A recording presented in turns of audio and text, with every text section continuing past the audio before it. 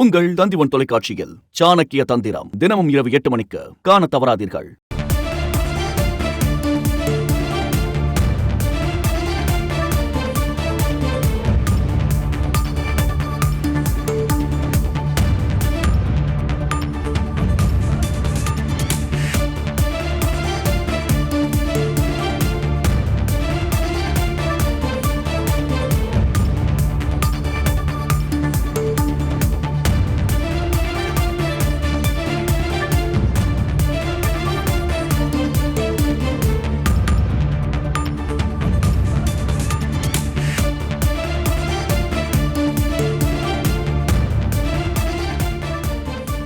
தமிழகத்தின் 11 மாவட்டங்களில் அடுத்த 3 மணி நேரத்திற்கு மழைக்கான வாய்ப்பிருப்பதாக சென்னை வானிலை ஆய்வு மையம் தகவல் தெரிவித்திருக்கிறது.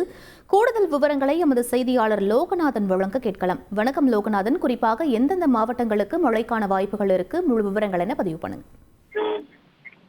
சென்னையின் தென்கிழக்கே சுமார் 400 கிலோமீட்டர் தொலைவில் இந்த ஆழ்ந்த காற்றழுத்த தாழ்வு பகுதி தற்போது நகர்ந்து வருகிறது. அதாவது குறிப்பாக 7 கிலோமீட்டர் வேகத்துல நகர்ந்து வருகிறது.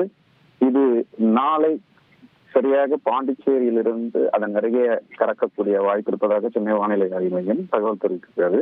இன்று மாலை காற்றழுத்த தாழ்வு மண்டலமாக வலுவிழக்கும் என்று கூறப்பட்ட நிலையில ஆழ்ந்த காற்றழுத்த தாழ்வு மண்டலமாகவே கரையை கடக்கும் என்று இந்திய வானிலை ஆய்வு மையம் தகவல் தெரிவித்திருந்தது. இதனால தமிழகத்துல பல்வேறு பகுதிகளில் கன முதல் மிக கனமழையும் ரெட் அலர்ட்டும் விடப்பட்டிருந்தது.